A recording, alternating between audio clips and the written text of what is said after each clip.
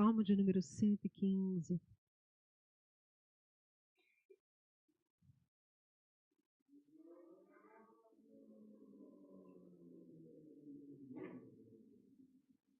Oh, meu Deus. E diz assim: não há nós nenhuma glória para nós, mas sim ao teu nome, por teu amor e por tua fidelidade. Porque perguntam as nações: onde está o teu Deus? O nosso Deus está nos céus e pode fazer tudo o que lhe agrada. Os ídolos dele, de prata e de ouro, eles são feitos por mãos humanas. Tem boca, mas eles não podem falar. Olhos, mas não podem ver. Tem ouvidos, mas não podem ouvir. Nariz, mas não podem sentir cheiro. Tem mãos, mas não podem apalpar nada. Pés, mas não podem andar. Não emitem som algum com a sua garganta. Tornem-se como eles, aqueles que os fazem e todos aqueles que confiam neles. Confio no Senhor, ó Israel.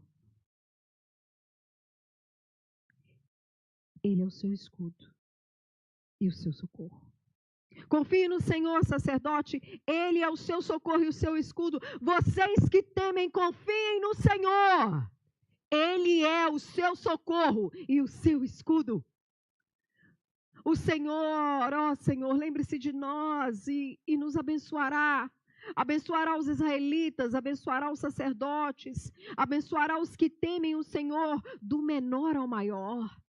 Que o Senhor os multiplique, vocês e os seus filhos. Sejam vocês, em nome de Jesus, abençoados pelo Senhor que fez os céus e a terra.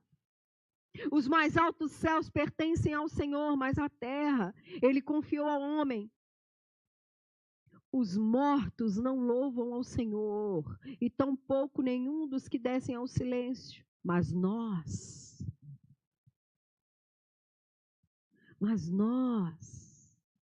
o bendiremos. Nós bendiremos o Senhor desde agora e para sempre. E digam comigo: aleluia! Aleluia!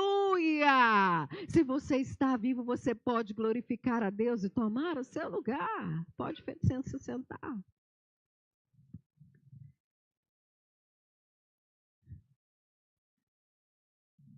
Eu confesso a vocês que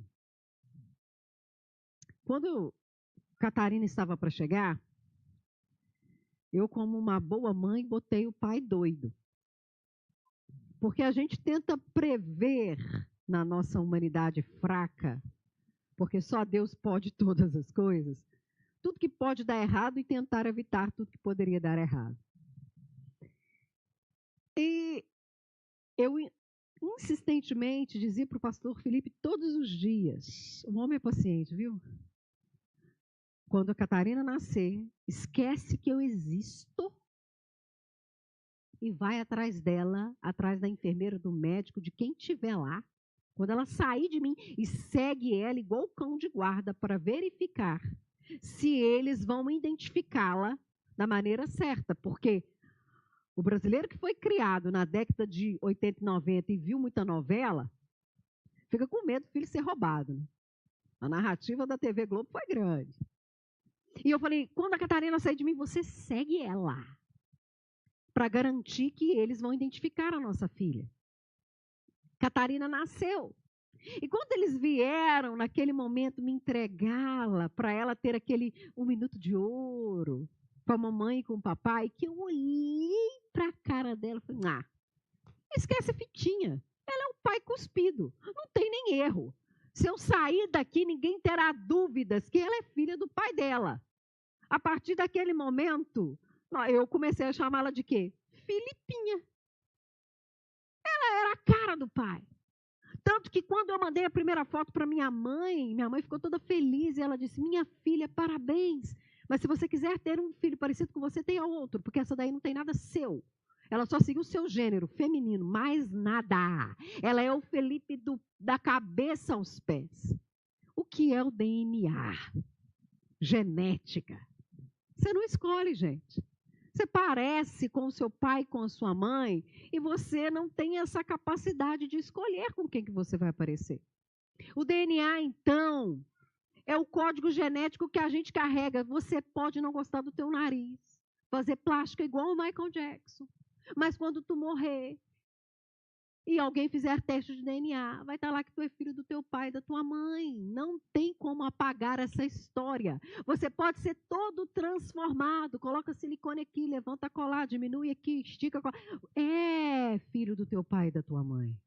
O teu DNA você carrega. São códigos genéticos, são traços genéticos que nos identificam. E isso é tão real que em situações como foi a tragédia de Brumadinho, se não fosse a ciência para fazer essa identificação, muitas pessoas não teriam tido a honra de dizer adeus para os seus mortos, porque foi através do DNA, quando não tinha corpo. Às vezes só um braço, só um dedo. Olha que tragédia. É que o Estado de Minas Gerais pôde devolver algumas pessoas para prestarem o seu adeus aos seus entes queridos. Código genético. O DNA é isso. Aqui nós temos a figura do DNA. Ele é representado por essas duas hélices. E nele existem todos os códigos de quem é você. E isso é tão real que você carrega até os códigos dos seus antepassados. Se eu trouxer uma foto do avô do pastor Felipe aqui, você vai falar, já sei como que o pastor vai ser velho. A cara do homem. Tanto que quando eu fui casar, ainda bem que eu vi.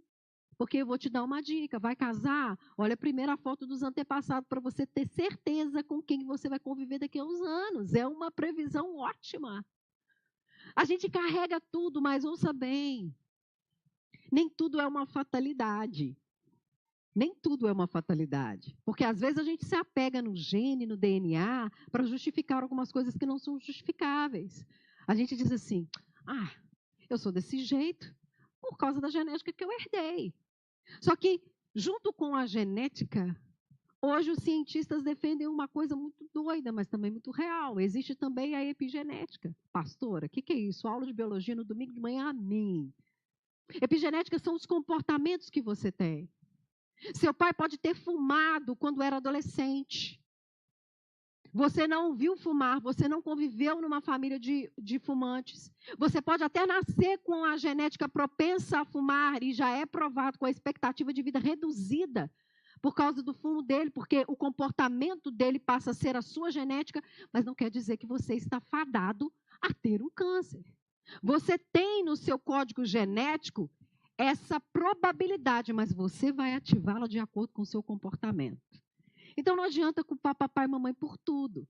Eu engordei porque a genética dos meus pais é a genética de engordar. Mas se você come 3 hambúrgueres por final de semana, não dá para culpar o papai mais a mamãe. A genética, ela é um código muito importante na nossa vida, em alguns aspectos determinantes, mas ela não determina tudo. Porque os comportamentos que a gente passa a ter ativam ou não a genética que a gente tem. Por isso que já é provado que 95%, ouça essa fração, dos casos de câncer são mais comportamentais do que genéticos.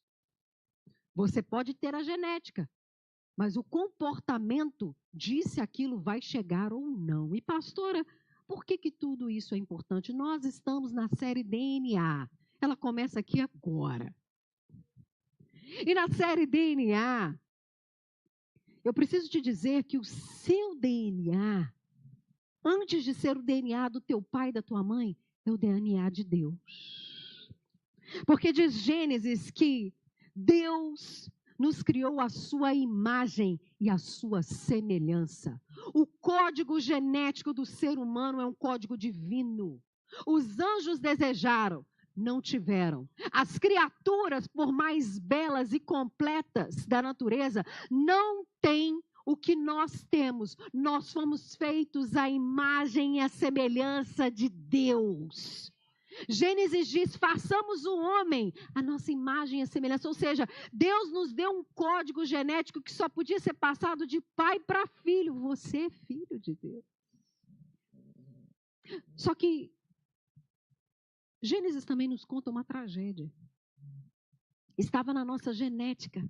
Estava tudo pronto para sermos o que Deus queria que a gente fosse. Mas aí a gente escolheu o pecado. A gente escolheu querer parecer e ser igual a Deus, porque foi aí que a serpente traçou o homem. Você não vai morrer. Deus tem medo que você descubra que você pode ser independente dele. Nas entrelinhas foi isso que ela disse. E na busca da nossa independência, o nosso código ele foi maculado. E o pecado entrou. Junto com essa habilidade de adorarmos a Deus, de sermos filhos de Deus, também havia uma inclinação agora para termos um outro pai, que é o diabo, que veio para roubar, para matar e para destruir. E a partir disso, Gênesis nos conta toda a tragédia. Nós começamos a nos comportar e a nos comportar cada vez mal, e a maldade cresceu tanto na humanidade que o ser humano se tornou terrível. Nós começamos a ativar no nosso comportamento a genética que o pecado nos deu. E isso cresceu.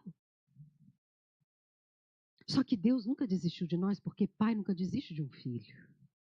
E ele enviou Jesus. E através do sangue de Jesus, que nos purifica de todo pecado, Jesus deu a todo mundo a capacidade, novamente, de respondermos à graça e o amor de Deus. Jesus veio e restaurou a sorte da humanidade. O que o pecado encerrou, Jesus levantou e deu a chance de novo. Agora, vocês podem de novo ser reconectados com o Pai de vocês, porque vocês foram criados para a glória de Deus.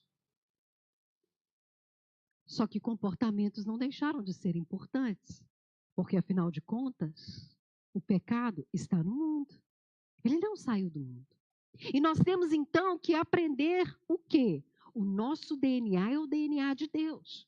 Mas eu estou num mundo, num ambiente que pode me levar a fazer uma coisa ou pode me levar a fazer outra. O que escolher? Saber do nosso DNA, para que fomos criados e responder com comportamentos que Deus espera de nós, faz com que reafirme na nossa vida cada vez mais a nossa natureza. Nós ainda somos, não só a imagem, mas nós somos a semelhança de Deus. Nós parecemos com o nosso Pai.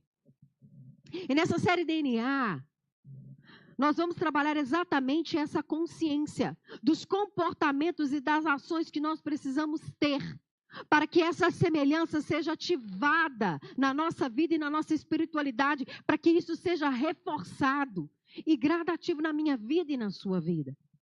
E o primeiro pilar do nosso DNA que nós vamos trabalhar é a adoração. Deus nos fez para adorá-lo, para bendizê-lo, para exaltá-lo. E você pode estar perguntando assim, mas por que isso é fundamental? Adorar não é música, não é estilo musical. Pastor, eu vou cantar agora uma música de adoração. Não é sobre isso.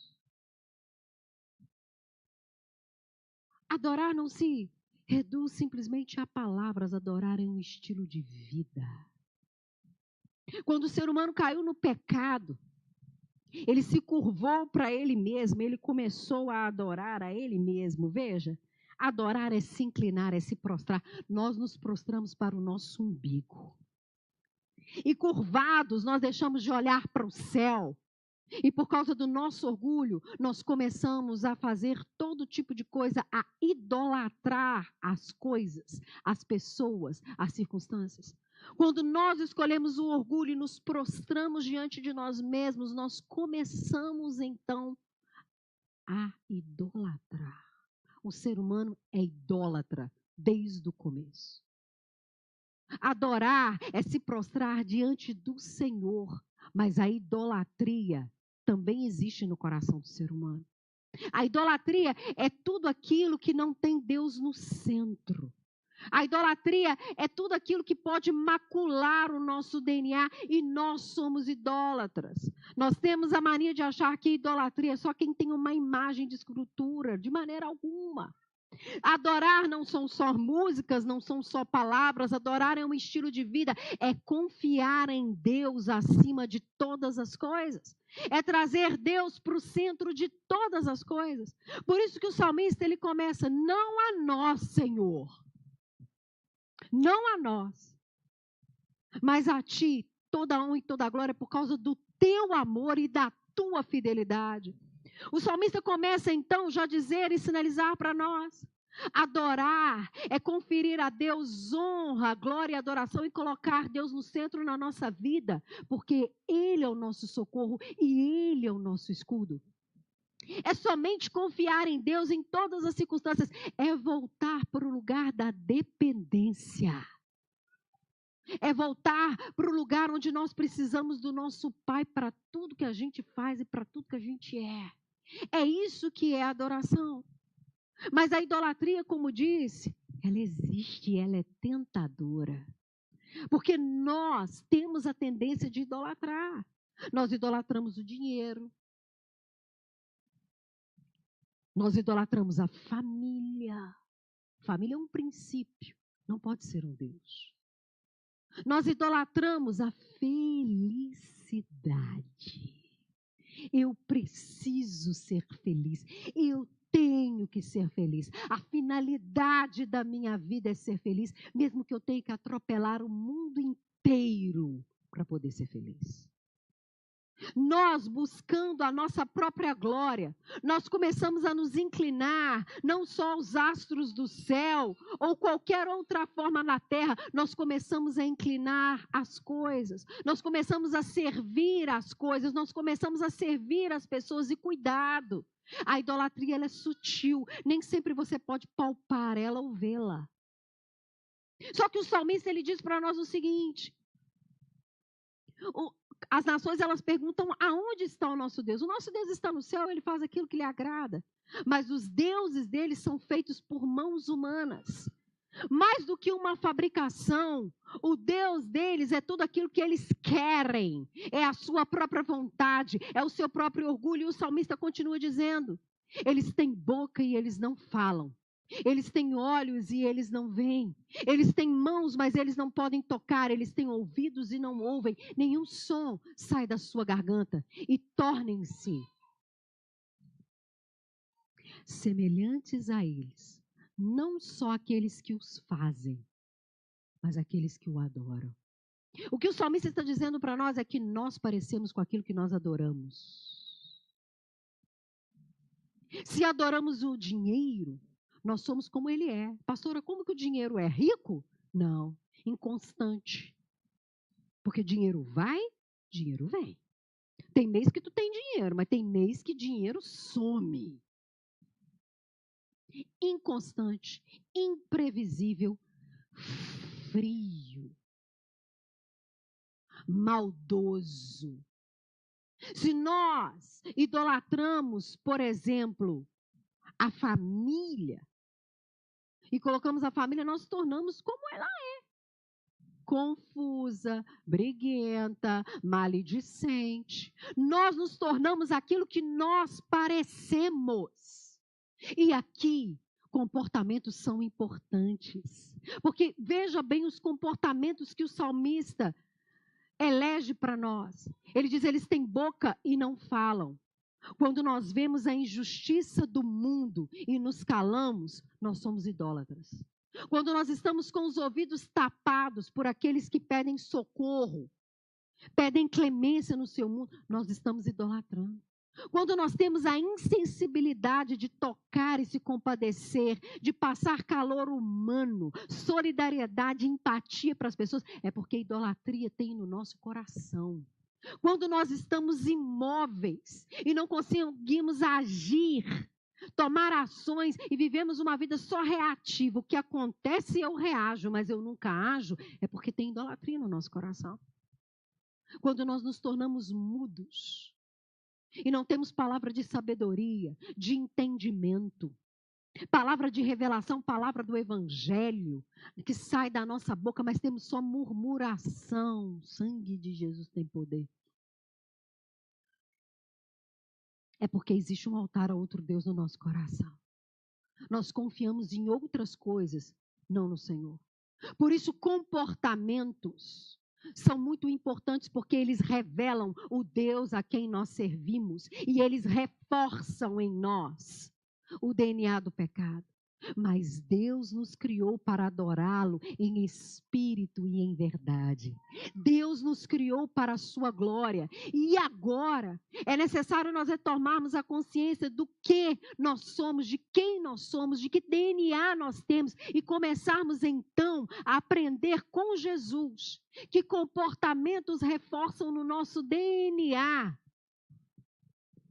o código divino na minha vida e na sua vida. E a adoração é uma delas.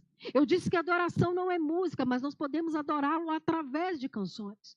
Eu disse que a adoração não são palavras, mas as palavras são importantes porque a boca fala daquilo que o coração está cheio. E o profeta Tiago, no livro da sua sabedoria, no seu livro, na sua carta, diz: ei, não podem brotar palavras doces e palavras amargas, porque águas doces e águas amargas não podem sair da mesma fonte. Palavras dizem que tipo de Deus nós servimos.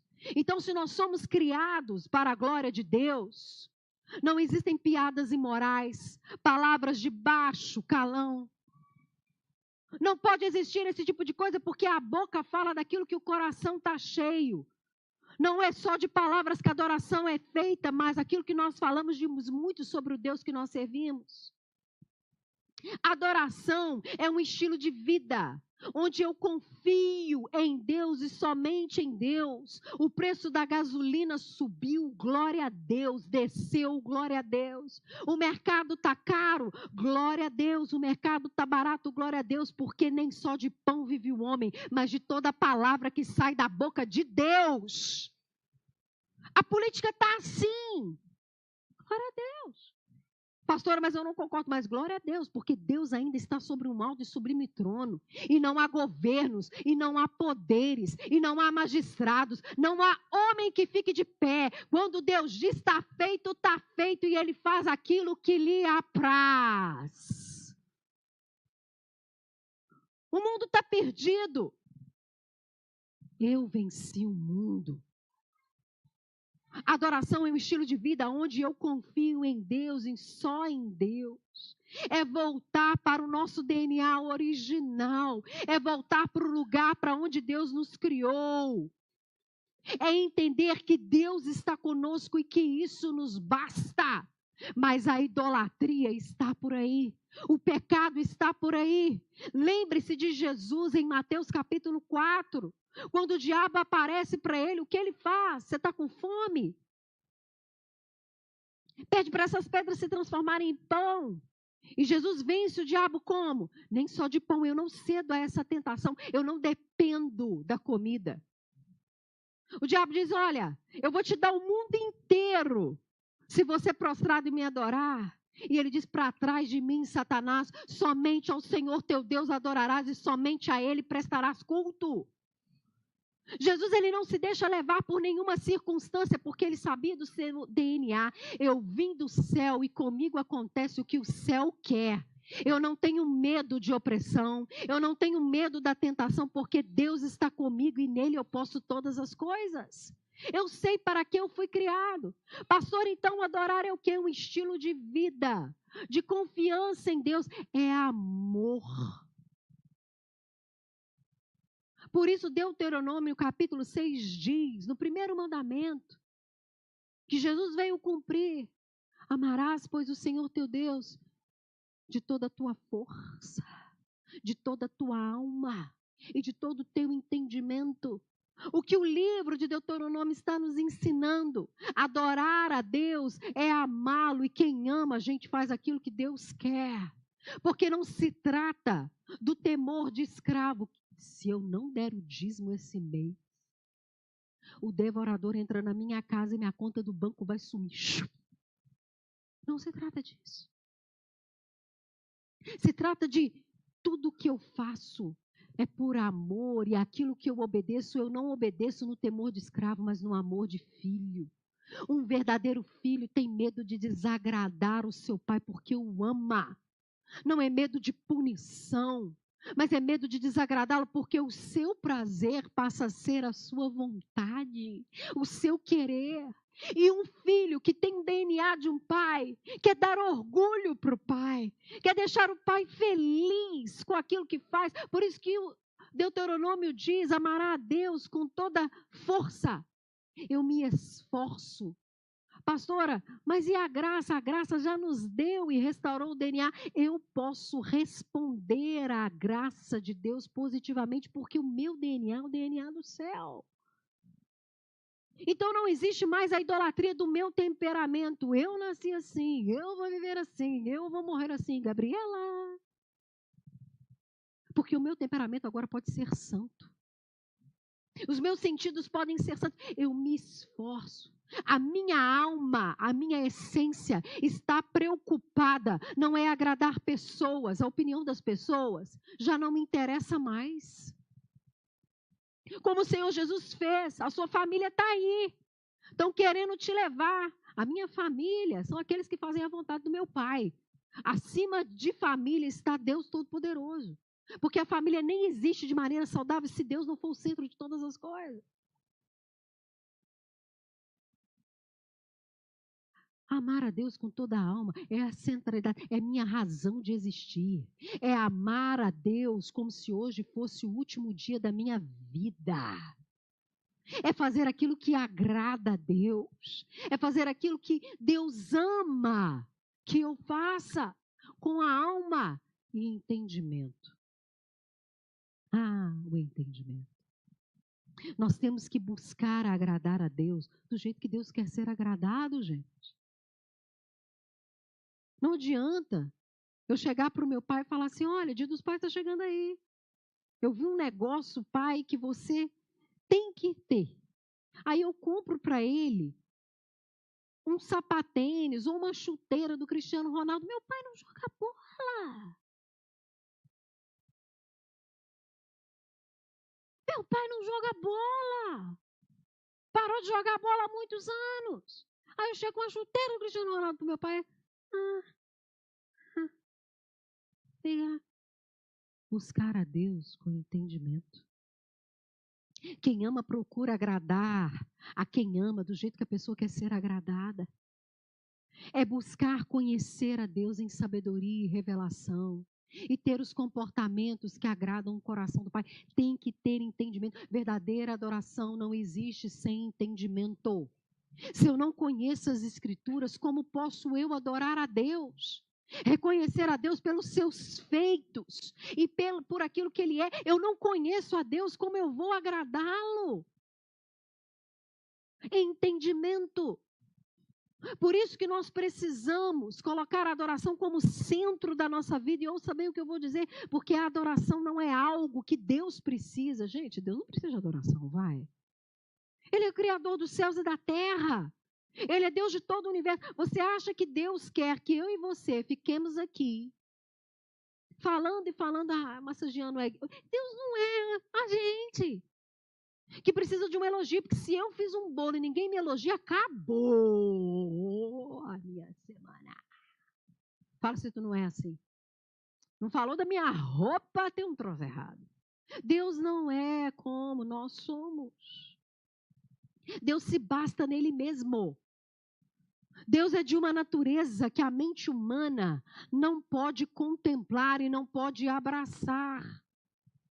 Isso me preocupa muitíssimo, porque tem gente que diz que conhece a Deus, mas não procura conhecê-lo, e fala tanto de Deus, com tanta propriedade, que ele cria um Deus para ele mesmo. Porque o Deus que essa pessoa fala não é o Deus que coaduna com as Sagradas Escrituras. Mas ela fala com tanta propriedade que você percebe que ela acha que adora o Deus verdadeiro, mas na verdade é um ídolo que ela narrou e construiu para ela dentro do coração dela. Porque ela sabe tanto de Deus, mas ela não vive nada do que Deus manda ela viver. Tem que procurar conhecer. Tem que procurar amá-lo, entender como Deus gostaria. Foi isso que Jesus fez. Jesus na terra não andava sem oração, não andava sem jejum, não andava sem escritura. Para quê? Para poder adorar a Deus em espírito e verdade. E não se tratava de ficar massageando o ego de Deus. A chave da adoração é a Deus, mas é por nós. É bom louvar ao Senhor, diz o salmista. Porque quando eu louvo a Deus, quando eu adoro a Deus em espírito e em verdade, eu que estou inclinado para mim mesmo, para a minha vontade, para a minha vida, para o meu querer, para o meu umbigo, e eu começo a adorar a Deus e a bendizer a Deus, é como se a adoração ela começasse a me tornar ereto de novo. A adoração, ela restaura a nossa dignidade. Ela restaura a parcela do divino na minha vida e na sua vida. Ela, como disse, ela não é palavras, mas as palavras são importantes. Quando nós estamos, por exemplo, num ambiente de culto, e aqui eu vou ser bem pontual com vocês, e a pastora fica aqui, levanta a mão, adora, abre a boca, e eu não estou com vontade, eu não vou fazer, porque eu já ouvi isso. Eu já fui cercada em porta falando assim, mas a senhora é uma chata, hein? Desse tom. Porque fica insistindo, a senhora não percebeu que nós não estamos com vontade? Claro que a gente não está com vontade, gente. É óbvio que a gente não está com vontade. Mas nós vamos ceder à nossa vontade, porque cedermos à nossa vontade é adorar a nossa vontade. É quando eu quero, do jeito que eu quero. A idolatria é idolatrar o nosso querer. Eu não estou com vontade. Ou eu não tenho motivos. É porque eu estou adorando os motivos. Se Deus faz, eu adoro a Deus. Mas quando Ele não... Ah, Jacó! Se o Senhor me der sucesso em tudo, eu vou te dar o dízimo. Ah, Jacó! Manco! A gente está adorando os motivos. Sendo que todas as coisas Deus criou de maneira perfeita para o nosso bem. A gente acha o quê? Que Deus pendurou esse sol lá no céu, porque foi Ele que pendurou. Porque assim, eu estou sem nada para fazer hoje. Resolvi pendurar, olha que lindo que ficou como você decora a sua casa. Não, Deus estava construindo tudo ao nosso favor. É amor. Deus é um amor que não se explica. Deus é um amor que se abraça e se obedece. Por isso eu não posso ceder. Quando nós temos a oportunidade, gente, a vida já é tão difícil. Porque o mundo jaz o maligno. Quando nós temos a oportunidade de trazer a nossa memória através das nossas palavras e das nossas atitudes, quem Deus é, sabe o que acontece na nossa vida? O nosso DNA começa a ser restaurado e a gente começa a lembrar, quem eu confio? No Senhor que é meu socorro e o meu escudo. No Senhor, que é o meu socorro e meu escudo. E o salmista continua, aquele que abençoa desde o menor até o maior. Quando eu começo a bendizer a Deus e eu lembro do meu DNA, para que eu fui criado? Eu fui criado para adorá-lo, para agradá-lo, para me prostrar diante dele. Eu saio debaixo dos ídolos dessa vida. Eu não me prostro mais às circunstâncias. Eu não me prostro mais às pessoas. Eu não me prostro mais às coisas, porque Deus é o meu socorro e Deus é o meu escudo. Quem abençoa é Ele. Quem faz é Ele. E Ele tem nos abençoado. Adorar nos lembra que Deus está. E se Deus está, eu tenho tudo aquilo que eu preciso para viver. Eu tenho tudo aquilo que eu preciso para ser feliz. Portanto, saber do nosso DNA é muito importante, mas cuidado com os seus comportamentos e com os meus comportamentos. Eles dizem que tipo de Deus a gente serve. Por isso nós temos que nos esforçar a amar a Deus e, consequentemente, adorá-lo e obedecê-lo e a conhecê-lo. Gente, é esforço, porque tudo nessa vida leva a gente a uma autoinclinação. É esforço. Por isso, quando te for dada a oportunidade, no ambiente de culto ou na sua vida devocional, de começar a glorificar a Deus, lembre-se, eu estou ativando o meu DNA de adoração. Eu fui criado, aí você começa a rejuntar a imagem e a semelhança de Deus. Deus me põe de pé quando a vida tenta me colocar prostrado. Deus me levanta quando a vida tenta me rebaixar. Deus me ergue, me restaura, me reconstitui. Quando o mundo diz que está tudo perdido, eu tenho Deus, eu tenho tudo. Eu confio no Senhor. E o salmista continua, porque os mortos nessa vida já não louvam mais a Deus. Eu vivo para louvar ao Senhor, eu estou vivo. E ele termina louvando a Deus e bendizendo a Deus. Ative o DNA do céu na sua vida. Você foi criado para adorar a Deus e isso nos faz bem. Um pilar da nossa comunidade, então, é a adoração. Só quem sabe de onde veio, só quem sabe quem é filho, adora porque conhece o Pai. Eu me lembro muito bem. Vou postar esse vídeo para vocês. Vai, 1 minuto de fofurice. Fique atento às nossas redes sociais. Eu me lembro muito bem quando a Catarina falou, papai, a primeira vez. Meu ano acabou ali, porque tudo do ano resumia nessa cena. Ela pegou um pedaço de milho, lembra bem? Papai. Papai. Parecia que ela estava cantando. Mas foi assim que ela foi tocando o coração do pai. Só quem sabe quem é filho, sabe de onde veio, do porquê foi criado, do que Deus fez da sua vida, adora e sabe, eu tenho quem chamar de pai. Eu tenho quem chamar de pai. O meu pai não é qualquer pai. O meu pai não é o pai dessa vida que escraviza, que humilha, que diminui. O meu pai fez tudo para poder me salvar. O meu pai trabalha enquanto eu durmo.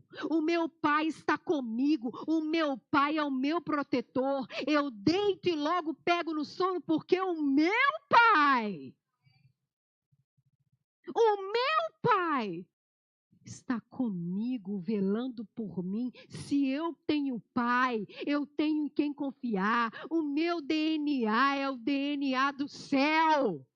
Nós somos criados para adorar e um pilar dessa igreja é a adoração. Porque nós somos filhos de Deus. Nós somos comprados pelo seu sangue. Não deixe a vida macular quem você é. Adore a Deus em espírito e verdade. Porque se você estiver prostrado, Deus te levanta e te coloca de pé. A nossa mão pode se encolher na hora de adorar, mas a de Deus sempre está estendida para abençoar. O nosso DNA é o DNA do céu. Você foi criado para adorar. É por isso que nós podemos fazer como o salmista fez. As nações perguntam, faz meio assim, aonde está o Deus deles? O meu Deus faz tudo aquilo que agrada. E eu confio nele. E sabe como que eu termino as sentenças da minha vida? Aleluia! Louvado seja o nome do Senhor. Ninguém determina quem eu sou, como eu vou viver. Ninguém fala e determina o que devo pensar. Eu fui criado para a glória de Deus. Meu Deus está no céu, mas meu Deus também trabalha ao meu favor. Aleluia! Louvado seja o nome do Senhor. Fale o quanto quiser. Eu fui criado para adorá-lo em espírito e em verdade. A minha genética é a genética do céu. E nós hoje estamos diante dessa mesa que nos lembra isso. O seu DNA foi restaurado. E nos compete então adorá-lo e bendizê-lo. Por isso eu quero te desafiar a fazer como o salmista fez. Aleluia. Aleluia. Papai. Aleluia. Bendito seja o nome do Senhor. Eu vou desafiar você a se colocar como Deus quer que você se coloque, de pé.